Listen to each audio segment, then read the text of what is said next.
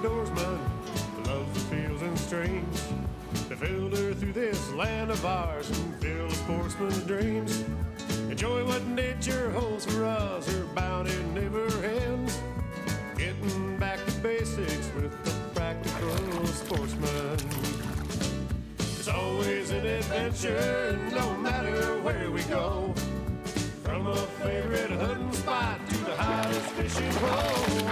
Outdoor life we all can share with family and friends. We'll do it all together with a practical sportsman. We'll do it all together with a practical sportsman. Last week, I opened this TV show in my shirt sleeves. It was 60 degrees, it was beautiful. Sun was out. Now look at it. 1 week later, this is April 8th, and it's totally miserable. That's the way it is in Michigan. That's what makes doing an outdoor show pretty tough at this time of year. But nonetheless, we're gonna take you outdoors, take you fishing under some different conditions in April. So stay tuned. I'm Fred Trost.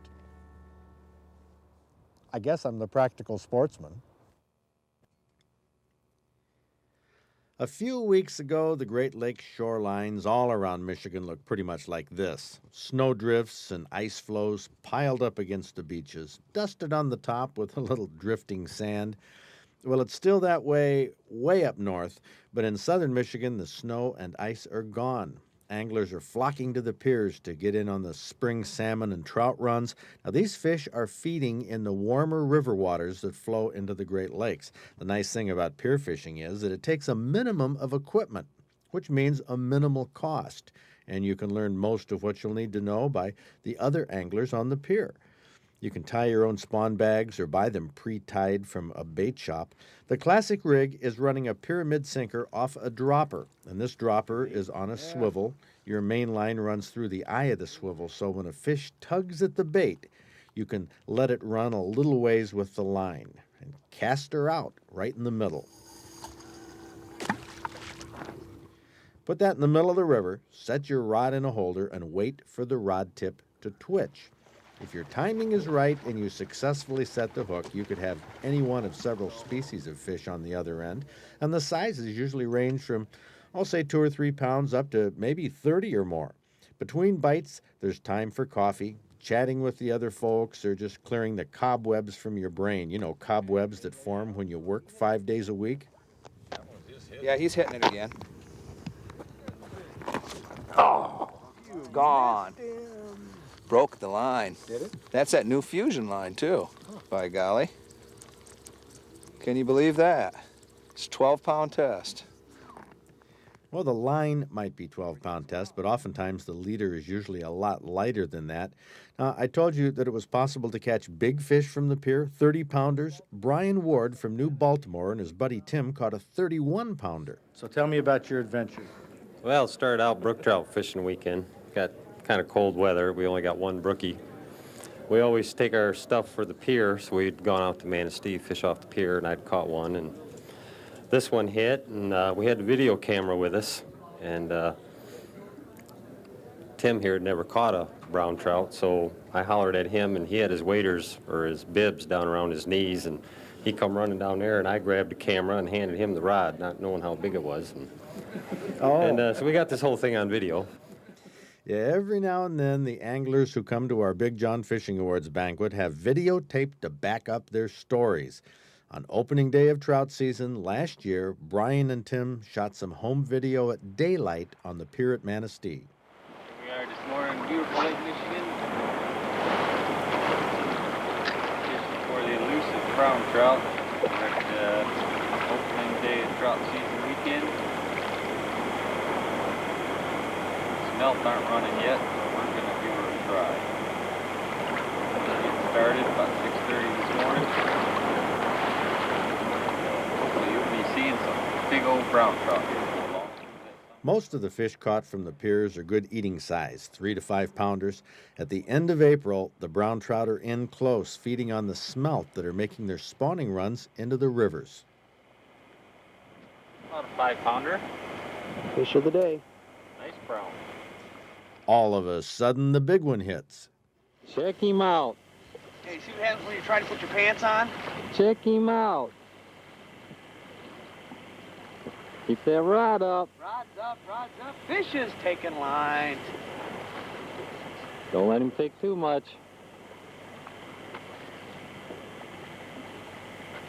Reel a little bit, reel.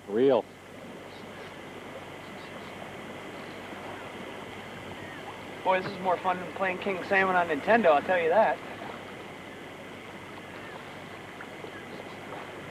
Don't pump that rod down at him when you reel. You gotta reel. Don't let that rod. Look at this baby. Get him in the net. Yeah. Lift him up. You gotta get his head up for me to get him. Yep. There he is. Reel down, Adam. Reel down. Now lift up. Lift up one more time.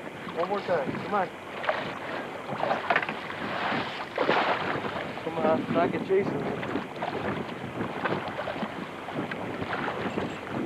Yeah. Oh my God! My God! Oh yeah, I guarantee it. That's just Well, the cool thing about pier fishing is that everybody is close to the action when it happens. You can put your fishing rod down and get behind the angler who has the big one on. It's not exactly like catching it yourself, but it's as close as you can get to the thrill of the battle. How big? Pushing 30. Big brown. Big Brown is right, 31¼ pounds.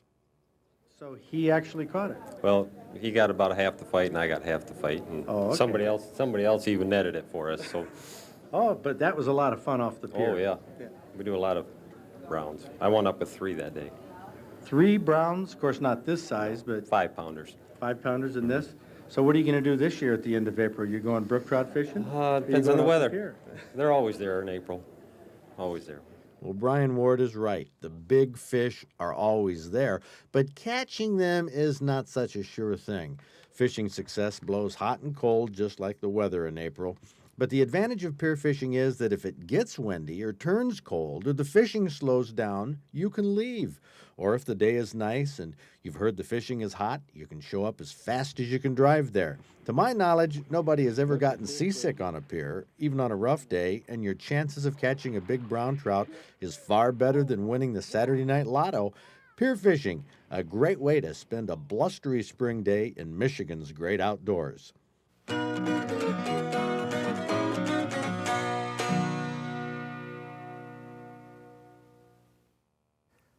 That was a different twist, using a trophy story from the banquet and the home video. Yeah, it's not often actually that we get something good like that. I mean, the quality was well, a little bit rough. But then again, do you know who you are? Oh no, This is Captain Video, the No. most critical eye in the state. no, that's not true. But we have had a couple viewers say something about that. But it is interesting to see. I've never seen a 31-pound brown being caught before. So Right, but that the video, dictates. you know, you can tell that it's home video because it isn't just quite as clear. But this leads into our next segment, which a viewer who you've become acquainted with has sent in some material on what's this, a digital camera? Yeah, they're a new digital camera. It's a format that's coming out now for consumers that's very, very high quality. In fact, it is as good, I dare say, as the Betacam that Matt's using right now to shoot us. Well, the video quality. let's let our viewers be the judge. One of the most famous locations for steelhead fishing in Michigan is Tippy Dam on the Manistee River. Now, there's no fish ladder around the dam, so this is the end of the road for migrating fish. They bunch up in the pools below the dam, where fishermen bunch up as well. The early morning is the time to be there because during the day, Consumers Power opens the turbines to generate electricity, and the water level rises quickly on the river, makes the fish hard to catch. The rest of them's in the water, okay? It's a real big one, okay? Well, fishing techniques are fairly basic on the river, but recently some anglers have been using very small inline planer boards on their lines. Now you can see the orange planer boards dangling from time to time. If there's one detriment to steelhead fishing in the winter and spring, it's the cold water. Even with insulated waders, you can't really say, come on in, the water's fine. Fact is, the water's not fine for people, but the fish seem to like it, and that's why we're here. Most fishermen stand on the bank when they're fishing and only get in the water to land a fish. Here's a guy with a fish on. See if you can figure out the relationship here. What's this other guy own the rod? Maybe he drove, and if he can't catch the fish, the first guy has to walk home? I don't know, but they work things out. That's part of being a sportsman, sharing the good times outdoors. You can see that walking along the bank is fairly easy. I mean, it's not mucky or treacherous, good firm sand in most places. The current is flowing fairly fast, and this is before the turbines are opened on the dam. It makes fighting a fish all that more challenging. You can see that inline planer board between the fish and the end of the rod. According to Jennifer Du Bois, who shot this excellent home video, the anglers who used the planers seemed to hook more fish than the anglers who didn't. But hooking a fish and landing a fish are two different things. They don't necessarily follow one another. This guy is showing the right technique, holding the rod high, keeping the line tight. If the fish makes a run, the rod will flex and the line won't break. It's at this point here, the netting, that fish are commonly lost. But our illustrious team, the guys who made that rod and net trade, they did an admirable job. I'm still curious about those inline planer boards, though. A couple years ago, Charlie Keenan said he thought that small planers would work for bank fishermen, and apparently he was right. The point is, though, you don't need planers or fancy gear to catch steelhead at this time of the year. You just need some basic equipment and some basic perseverance. This is the kind of steelhead you can catch from these cold, clear waters. A steelhead is a rainbow trout that lives much of its life in the Great Lakes. That's why it gets so big. Out there they feed on smelt and alewives, just like the salmon do. Spring steelhead fight like crazy, but they don't jump as much as the steelhead do in the fall.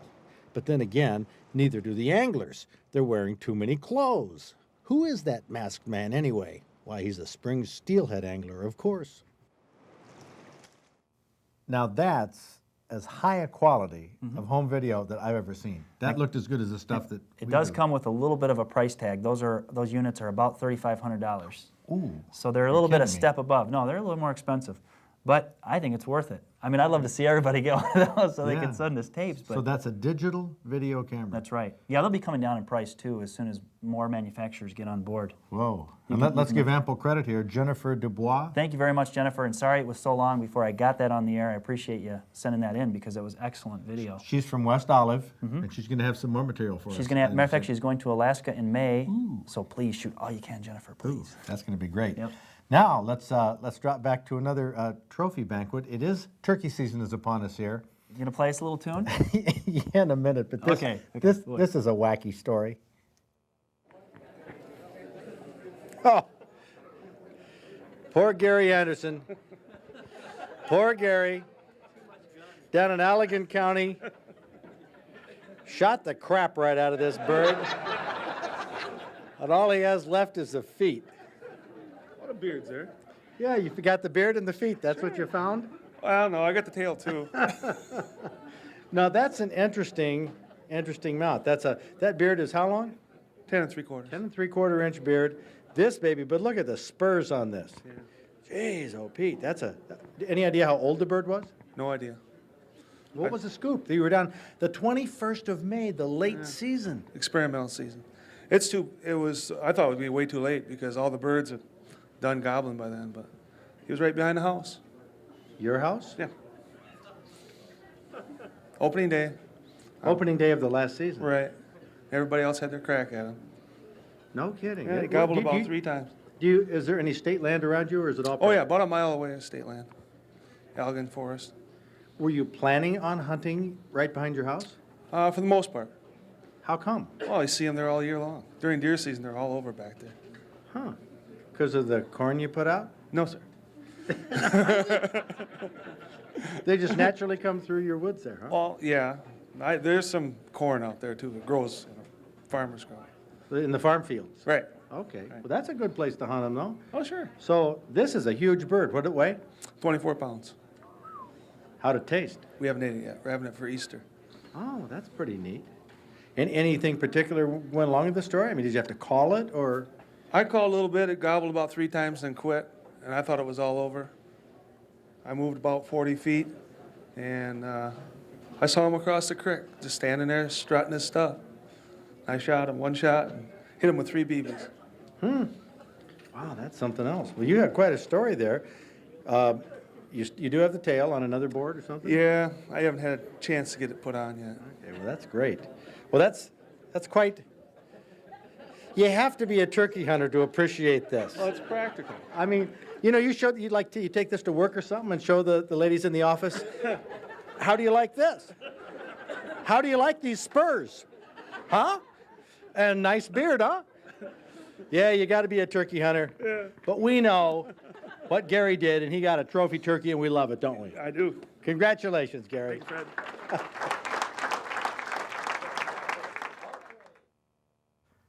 So there they are, turkey feet. You going to get a couple this season? I don't know. If I have time, now I may be at the hospital. That's right. Talk about trophies of all trophies. John's wife, Bethany, going to the hospital any moment now. Literally, it could be any minute now. And it's going to be, we do know it's going to be a little boy. That's right. So far unnamed. That's right. But Harrison Ford is our choice here at the office. Yeah, you're making no bones about that. No bones. That's our favorite. Okay, we'll consider that. Anyway, well, we got some feet here. We were just talking about the feet, trophy feet. We found feet around the museum. We have a caribou foot. We have lots of feet here. And they tell us interesting things about the animals. Turkey feet do too. Well, anyway, next week we don't know what's going to be happening. I'm in finals week at law school. You're having a baby. None of us are Bethany. getting sleep. No, we're not. But anyway, let's get these mustard fillets in the oven right now.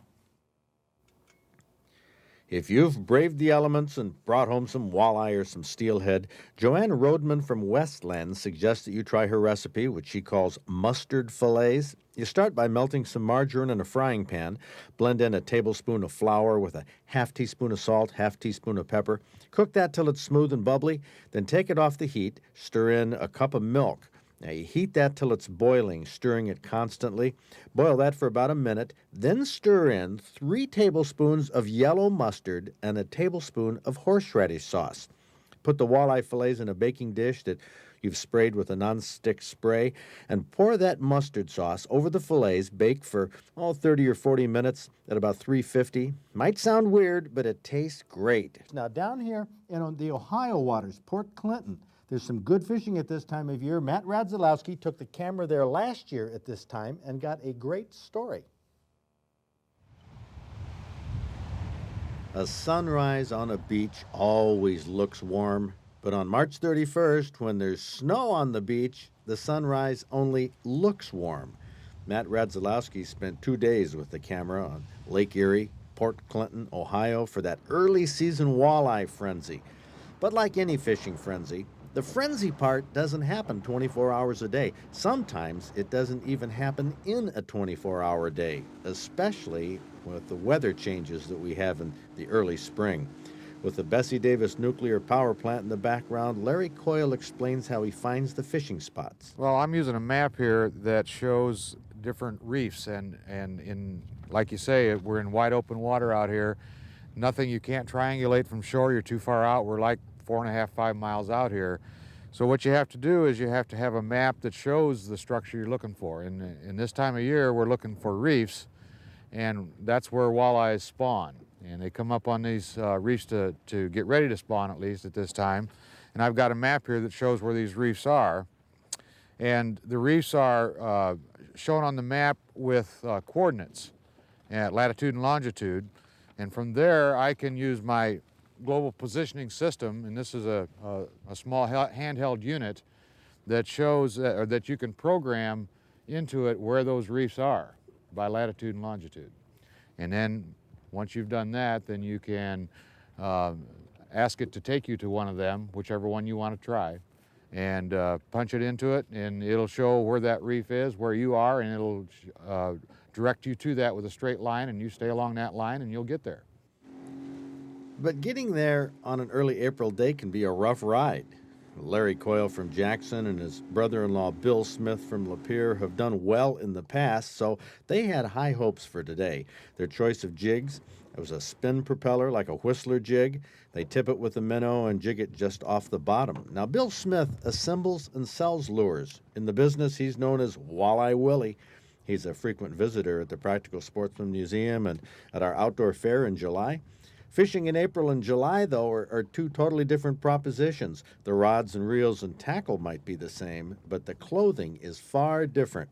In April, wear gloves, a scarf, a knit cap, a hood, and a snowmobile suit. And don't be upset if the fishing's a little slow. We're having a tough day out here. The water's really dirty. There's been a big blow prior to us getting here, and it's just a dirty, cloudy water, and I think that's the main problem. We're having a real hard time locating fish. What's our next step? Where should we try next? I don't know. I really don't know. If I knew, I think we'd have done it by now. But I think it's possible that they're still in really deep water out away from all this, and they're still staging out there, and they're just not here yet. I don't know that for a fact, but we're just not finding fish, and it's one of those things. If we had cleaner water, I think it would help us, and I think in about 3 or 4 days it will clean up, and the water temperature will go up. We're only in 37 or 38 degree water at about the best we're finding, and that makes the fish a little bit lethargic. And especially when they're having a hard time seeing bait, I think possibly it's just that they're just not real active. What temps should we be looking for? Anything over 40. Anything over 40. They start getting pretty active, moving towards their spawning areas. And when they're moving towards their spawning areas, they're feeding actively at that time. But I think that's possibly what the problem is right now, is we're not quite there yet. We had that cold snap prior to this week. We had the big blow, we had snow, we had 0 wind chills and below. And I think, I'm hoping that's all it is. I know the fishery here is outstanding. And that's the only thing I can think of right now, is that it's just a little bit of a conditions matter. Keep the sun out, keep some warm rain is what we really need. Well, if it wasn't for the sun, we'd be kind of chilly out here. Oh, it's chilly enough as it is. Well, the warm rays of the sun can help, but they don't melt away the cold wind off the lake or the cold spray from the bouncing boat. The sun does feel good, though, when you get back to the dock. These docks are at Turtle Beach, just south of the Michigan border. Now, some days in the spring, all the fishermen there have fish, might even have their limits, but Matt Radzalowski's camera only found 1 walleye on this day. It was caught the day before and kept in the live well. Lake Erie is loaded with walleye like this, honestly, and they do start hitting in early April, and the right hour on the right day can be a bonanza. But looking at the fish doesn't tell the whole story. Look at the water, the wind, the weather. The fish in early April, it helps to be a diehard.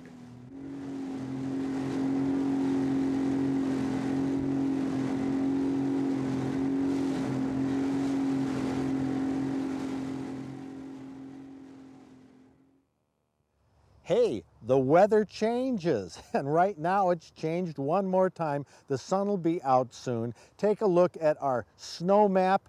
We have a little skiff of snow right now in southern Michigan. Of course, that's going to be gone and may be gone by the time you see this show. Believe me, one of these Saturdays, it's going to be great to get outdoors. Be prepared, because you're going to want to be there. See you next week.